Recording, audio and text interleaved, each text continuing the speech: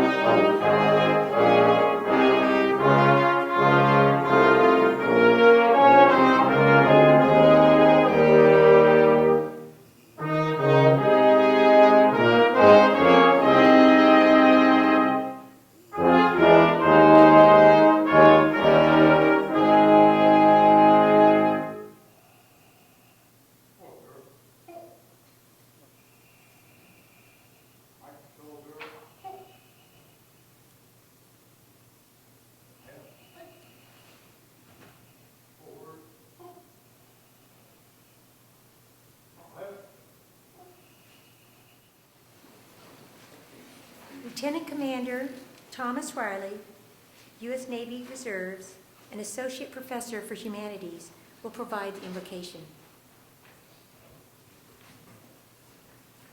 Good morning. I invite you to pray with me. Veterans Day is a time to express gratitude to those who have served in our nation's military, and we are grateful for the many ways the military has been a leader and a catalyst to improve our lives. Socially, the military was a leader in racial and gender equality, realizing that anyone who puts on the uniform should receive equal treatment and equal pay. We are grateful to those leaders. For those who took great risk in engineering new technologies in air, land, and sea, and even in the space on this 50th anniversary of the moon landing, we are grateful to them in the ways that our lives have been benefited.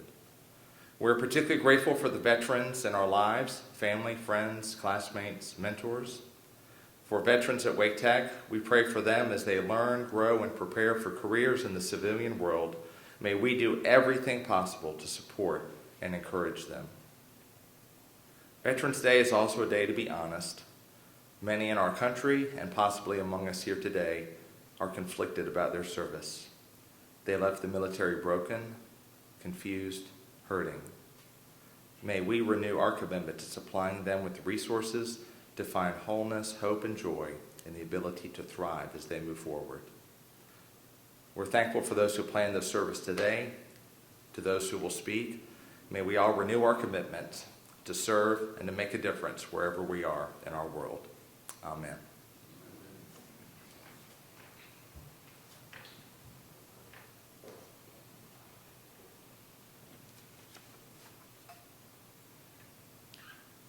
Commandant Bruce Godin, Marine Corps League, Tar Heel Detachment 733, will join us for recognition of fallen soldiers and missing in action.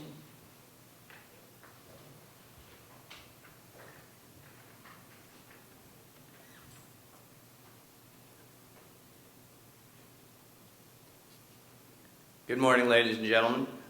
I'm Commandant Bruce Godin, Tar Heel Detachment, Marine Corps League, Cary and Raleigh. This morning as you entered the room, you may have noticed one table.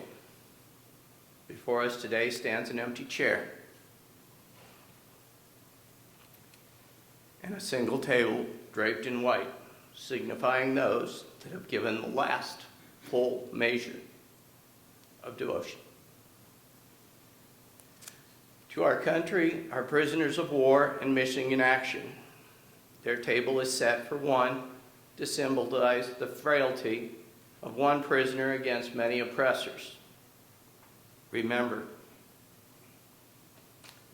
the single lighted candle reminds us of the flame of eternal life, and that memory of our fallen comrades will always be with us. Remember. A single rose was placed on the table to remind us of our family and our loved ones.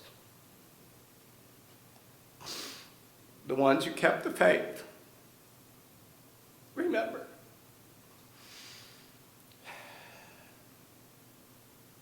The red ribbon is reminiscent of worn by thousands who have determined that we will never forget our missing brothers and sisters. Remember. A slice of lemon has been placed on the bread plate to remind us of that bitter fate. Remember. There is also salt on the bread plate, symbolic of families. Tears as they mourn. Remember. The glass is inverted as they cannot toast with us today. Remember. The chair is empty.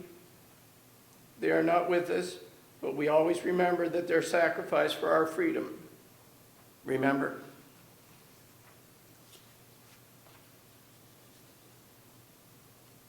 The table represents what all of us cherish, freedom. Only a few Americans choose the dangers and necessity work of fighting our nation's foes.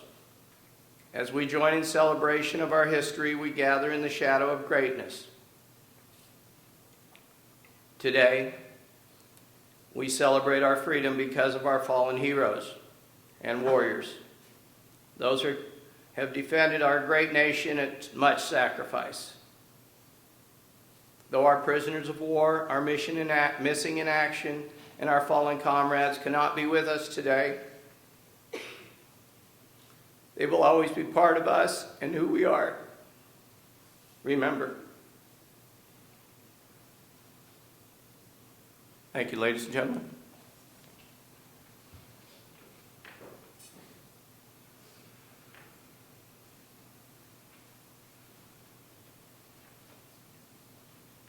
Thank you, Commandant Godin. While Veterans Day is primarily a tribute to America's living veterans and should be observed more as a celebration than as a somber remembrance, it is always appropriate to include a moment of respect for those who gave their lives for their country. Please join me in a moment of silence in memory of the 2,372 U.S. military deaths in the war in Afghanistan. 1,856 of these deaths have been the result of hostile action as of July 2018. Over 20,000 American service members have also been wounded in action during the war.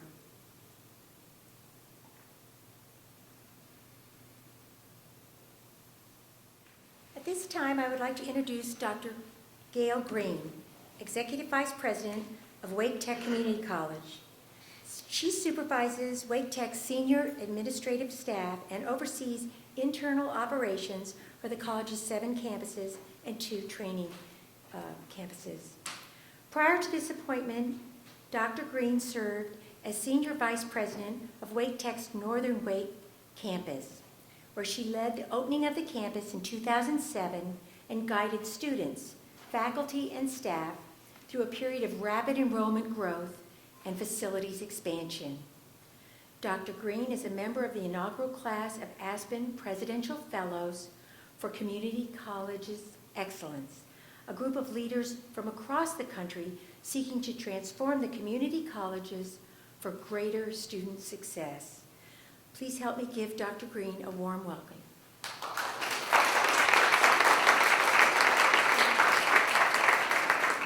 Thank you. It is indeed my privilege to welcome you to our Veterans Day ceremony, and for those of you who are veterans, to thank you for your service. But I think it's more important than that. What is even more important than saying thank you is asking ourselves, what are we doing for veterans? So a few years ago, we asked ourselves at Wake Tech that question. What are we doing for veterans? And our answer was not nearly enough. So we set out to do something about that. Several years ago now, we opened a Veterans Center, and we greatly expanded our services to veterans. And now, in a very short time, I am super proud of this, that we have been designated not only a military-friendly college, but a military-friendly gold college. And so now our next goal is to be top 10 in the country, because that's the next one that we can go for. But I'm just so very pleased that we've been able to expand these services in that period of time. However, I asked Dean Terrell yesterday, what are we doing for veterans lately? So this fall, I'm really pleased that 106 faculty and staff have received their Green Zone training. That's in August. And in October alone, 504 veterans visited the Resource Center. 40 attended Military Appreciation Night at NCSU with family and friends. 44 enjoyed the Cane Suite. That's a hockey game, right? That's the hockey game. I'm just kidding. I did know that. So there's a lot of fun things going on. And just this week, we had therapy dogs, my absolute favorite, at Northern Wake campus, and very, very importantly, a Veterans Job Expo. So perhaps, of all the things we can do to support veterans, the best thing is to hire them. And whenever we are looking at new programs and seeking grants, we also ask ourselves, where do veterans fit in that program or initiative? And I would like to take a moment of privilege and highlight my own most recent hire. I most recently hired a 25-year naval veteran who built and maintained facilities all over the world in support of multinational armed forces. He spent 12 years as a heavy equipment operator in the U.S. Navy Seabees. By the time he was 18 years old, he was driving a bulldozer in a jungle in the Philippines. I won't compare that to what I was doing when I was 18 years old. He attained a master's level education in civil engineering and subsequently received a commission in the U.S. Navy Civil Engineer Corps, and then managed naval facilities in the U.S., Asia, and Europe for 13 years. But now, he is the Vice President of Facilities and Construction at Wake Tech. So Jeff Carter, just at least stand and turn around and just wave at them. I'd just like for them to see you.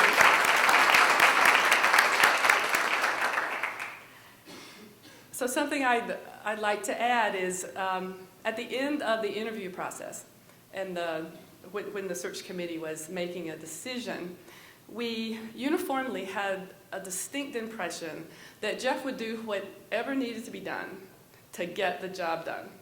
So I can assert that if you have a big job that needs doing, hire a vet to get it done, because they will. And speaking of veterans with a big job, Dean Marilyn Terrell has worked tirelessly to support Wake Tech's veterans. And so before I turn this back over to her, please help me thank her, not only for her service in the Army, but for her diligent efforts on the part of veterans at Wake Tech. Thank you.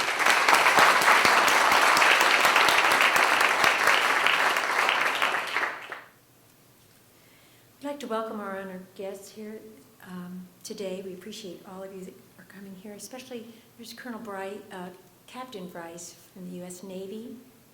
Thank you, sir. And are there any veterans here today? Could the veterans stand, please? All right.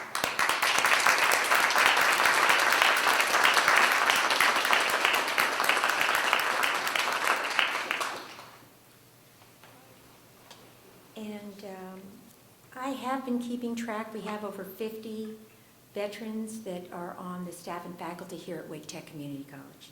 So it's great knowing that I can rely on them as well. Patrick Tribble and Brett Wilson, are they here today? So a lot of you know Patrick from e-learning, but he's also the Student Veterans of America Club staff advisor, and Brett is the student president. And they've done a lot for our veterans here, and I really rely on them. Thank you so much.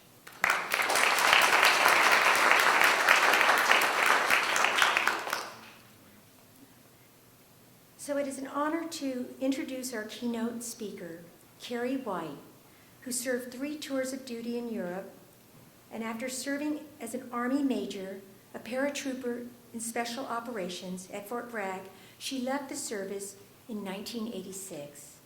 She continues to embrace the fitness standards she loved in the military, while Carrie and her husband of 33 years, Jim White, raised their 9 children.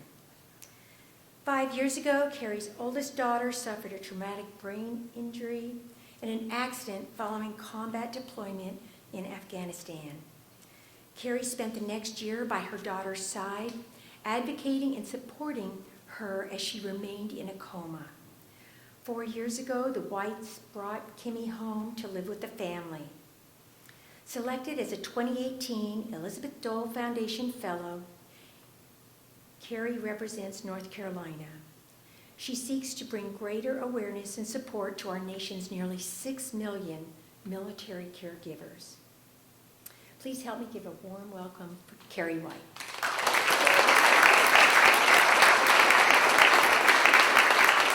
Thank you, Dr. Green, and distinguished guests of Wake Technical Community College, for the honor of being with you here today. Welcome, veterans and supporters of veterans, here to honor our veteran legacy. Originally called Armistice Day, this day was conceived as a tribute to our World War I veterans who fought to defend democracy. We celebrate this day because we know without our veterans of all eras of service since the beginning of our country, there would be no land of the free. Simply put, we recognize those who have protected and continue to protect our way of life. Most recently, our veterans who served to fight the war on terrorism, the longest war in our country's history. It's especially important to honor and to thank them. It's important to realize that our veterans are continuing to serve in different ways. And whether or not you are a veteran, you can support our veterans and serve our veteran community in different ways. You, in fact, maybe are already doing this. So let me begin with Pat Tillman. He quit his football career with the Arizona Cardinals, a professional football team, to enlist in the Army after 9/11. He became an Army Ranger, and he deployed to Afghanistan, where he was killed by friendly fire. He died while serving our country. Wait, there's more to this story. His wife, Marie, sponsored a scholarship through the Tillman Foundation. His legacy lives on through the scholars who were chosen based on the impact they want to have on the future. My second oldest daughter, Charlie Burnett, received a Tillman Scholarship to attend UNC Chapel Hill for an MBA after she completed 4 years of active duty in the Special Operations Command at Fort Bragg. She, as a veteran, also wants to have an impact on the future. Locally, 2 veterans I know, Tim Morgan and Joel Cartwright, who work full-time, volunteer in their spare time with the Travis Manion Foundation in a program called Character Does Matter, which trains them to be mentors going into local schools and teaching leadership and character strengths to students. These veterans continue to serve our greater community. My home is a military family. 6 of my 9 children have served or are currently serving in the armed forces.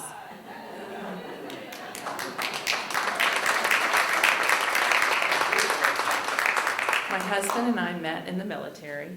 I served during the Gulf War and earlier the Cold War. I attempted to go to Ranger School, but I was 30 years too early.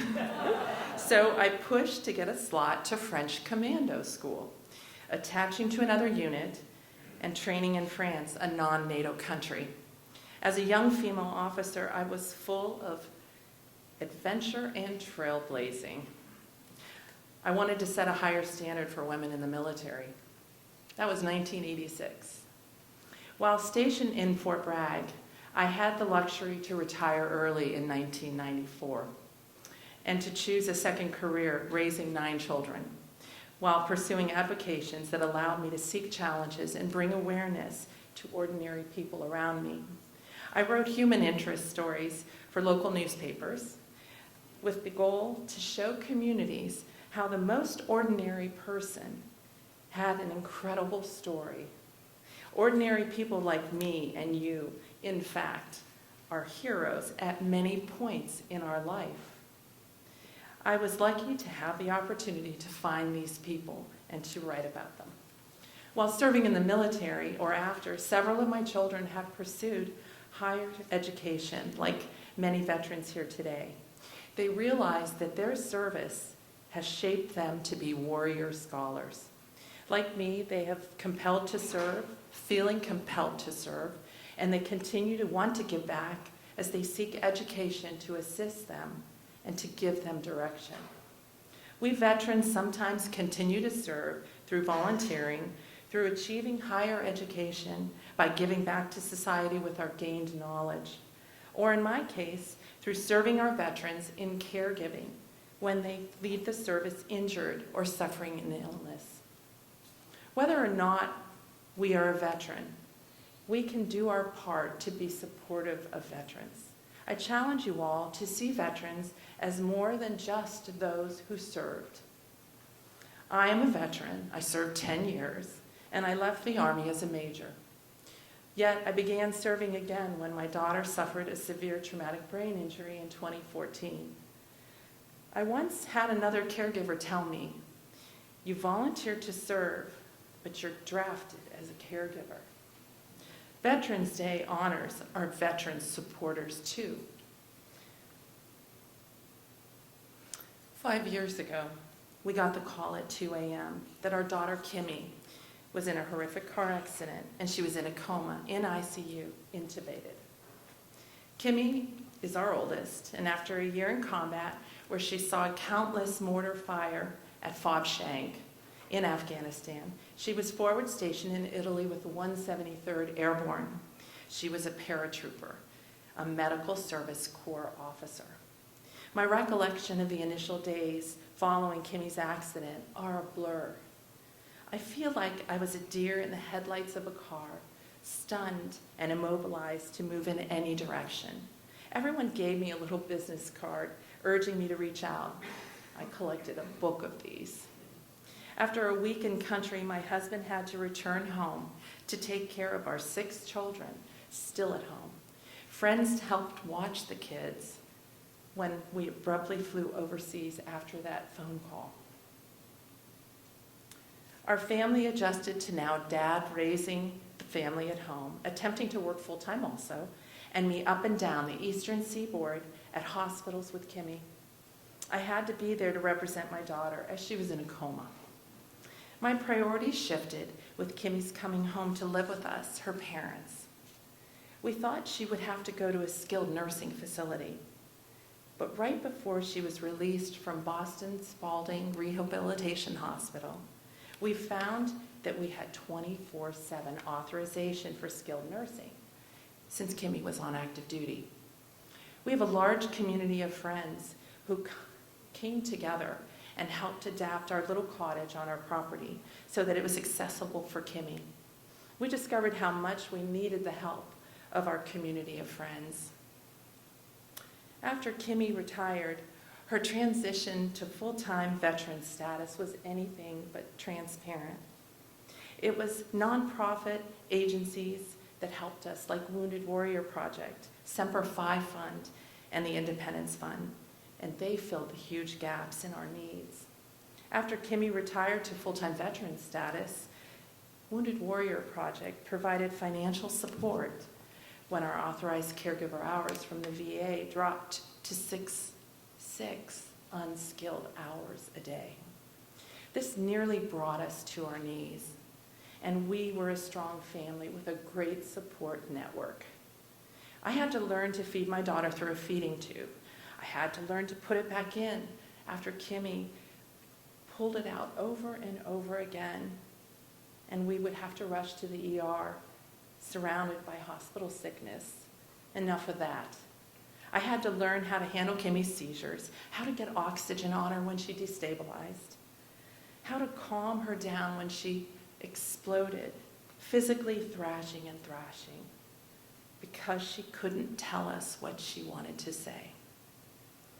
I am a veteran, and I am a veteran supporter.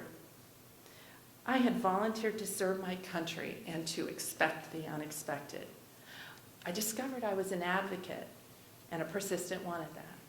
We gained really helpful items like a good motorized wheelchair, a hospital ICU bed, and a therapy cycle that have allowed our daughter to continue to progress and to be home. Kimmy would be long dead if she was in a skilled nursing facility, probably from bed sores or aspiration pneumonia. Having purchased cameras on my own, since I wasn't always with her, 2 years ago, saved Kimmy's life. The off-the-shelf VA contracted CNAs were usually okay, but I was fortunate to see the video of one who I caught physically and verbally abusing my daughter.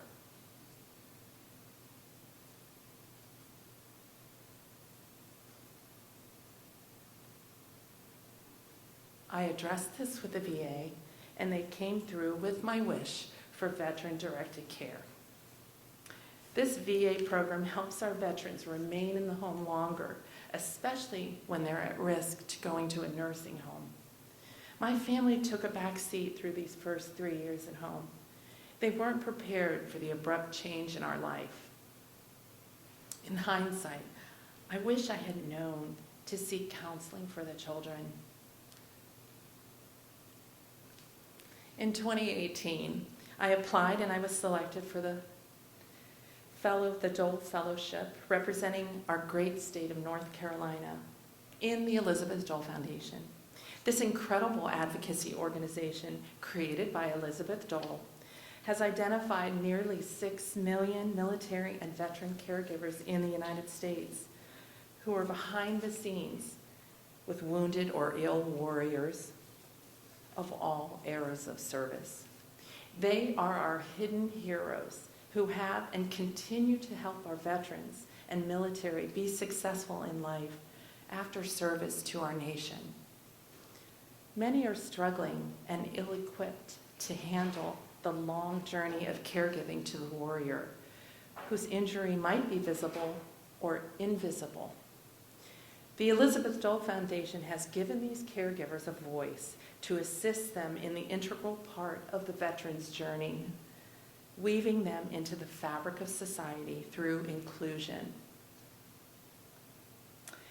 And Wake Technical Community College, the largest community college in our great state, has enthusiastically volunteered to help us design a pilot program as the first educational institution in our nation to formally work with the Elizabeth Dole Foundation in helping our nation's caregivers, which in turn helps our veterans. We caregivers are scattered all over the United States, but social media, gap agencies, and the VA help us find each other for support. I'm thriving now after I had to adjust my life and what brought me happiness. Sitting with Kimmy and just making faces is now one thing that gives me joy. My husband Jim and I say we would never wish for this tragedy that happened to our daughter, but we would never change the way it changed us. As a military caregiver to my daughter, who lives with us, I see this as an extension of serving my country, being a veteran. Veterans Day honors not just our veterans from all wars, past and present, but it honors our supporters who are hidden behind the veteran and who support our veterans in many different ways. I see so much more respect today for our veterans than in the past. Since July 1st, 1973, our military has volunteered to serve. This is a unique character trait. They didn't just serve because of governmental mandate. They chose to serve. And after serving, they have proven to be some of the best members of our society, of our workforce, perhaps because in part, they did something that only a very small percentage of Americans do. Right now, we have just 1% of our population serving in our military forces. Our total number of veterans is slightly higher at 7% of the U.S. population. And with respect to our veterans comes action. So I leave you all with this call to action today. Raise a toast to our veterans when you can. Shake the hand of that serviceman or woman in uniform or that veteran to let them know you appreciate them. Help them reacclimate to civilian life when they return from war. Open the door for that Vietnam warrior who moves slowly. Give up your seat for that older veteran on a bus or a train. Our veterans have paid the ultimate sacrifice, even though most don't even think about it that way. If you are a veteran, it is your duty to share your story. Let others know what you've done and bring awareness to how you, yes, you, served. Most importantly, look for ways to continue to serve as a veteran yourself. I leave you with this quote by our previous president, Barack Obama. Quote, "It's about how we treat our veterans every single day of the year. It's about making sure they have the care they need and the benefits that they've earned when they come home. It's about serving all of you as well as you've served the United States of America." End quote. And to you all of you out there, thank you for honoring our veterans. May God bless them, you, and the United States of America. I salute all you veterans and you veteran supporters. Thank you.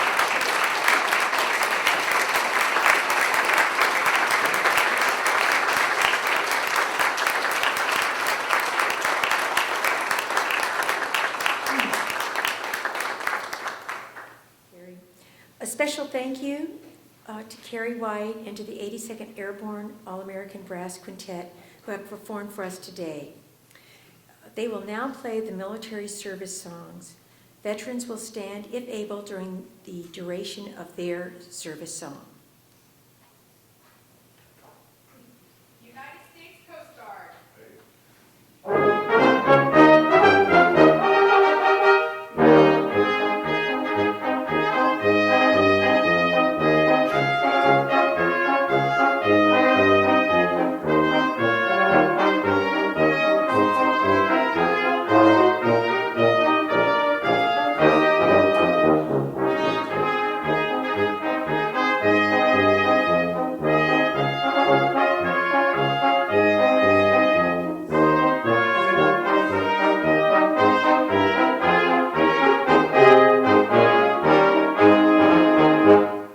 United States Air Force.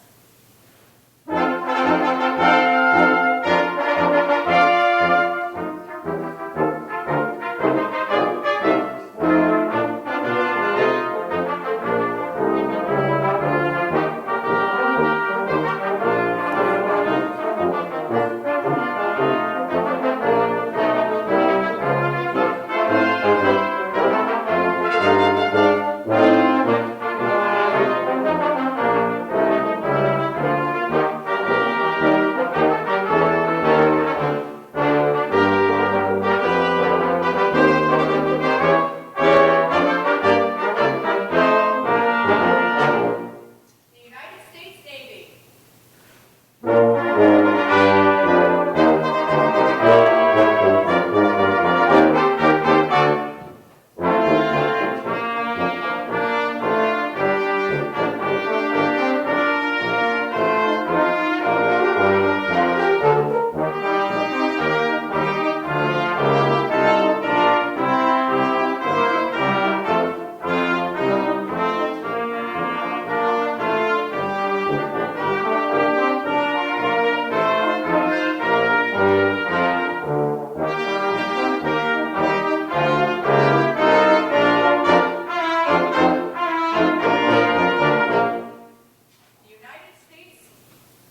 The United States Marine Corps.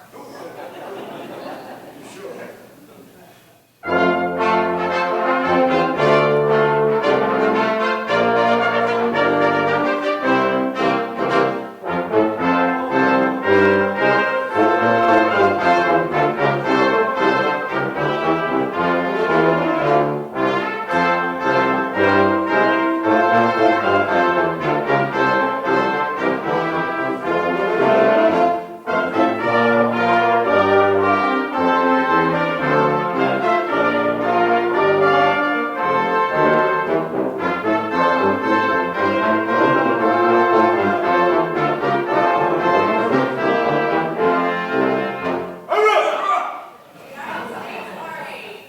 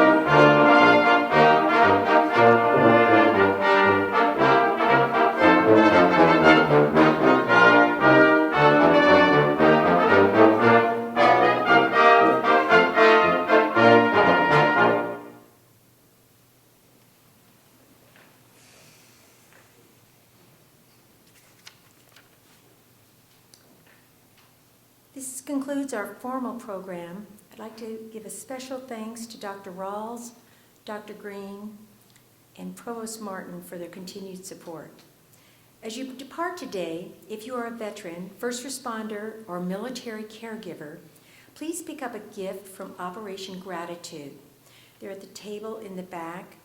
Please accept it as a small token of our appreciation for your service for our nation. Thank you.